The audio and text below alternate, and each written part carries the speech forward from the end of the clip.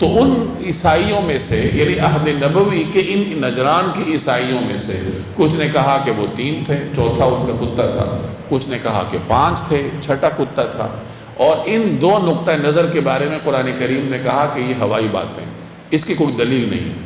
تیسرا گروہ کہتا ہے کہ وہ 7 تھے۔ اس 7 کے نقطہ نظر پر قرآن کریم نے کوئی تبصرہ نہیں کیا کہ یہ سچ تھا یا غلط تھا، یا اس کے اندر کوئی وزن ہے یا نہیں ہے، اور ہمیں ایک پیغام دیا کہ دیکھو ان کی تعداد کے پیچھے زیادہ پڑھنے کی ضرورت نہیں۔ فَلَا تُمَارِ فِيهِمْ إِلَّا مِرَاءً ظَاهِرًا، پہلے بتایا کہ ان کی صحیح تعداد تو اللہ ہی کو معلوم ہے، اور لوگوں میں سے کم کو اللہ نے ان کی صحیح تعداد کا علم دی۔ حضرت عبداللہ ابن عباس فرمایا کرتے تھے کہ ان کم لوگوں سے میں بھی ہوں، ان میں سے میں بھی شامل ہوں، مجھے ان کی صحیح تعداد کا علم ہے۔ ان کے نزدیک ان کی صحیح تعداد 7 تھی۔ تو بہرحال یہ زیادہ تر محققین کے ہاں اصحاب کہف کی تعداد 7 ہے۔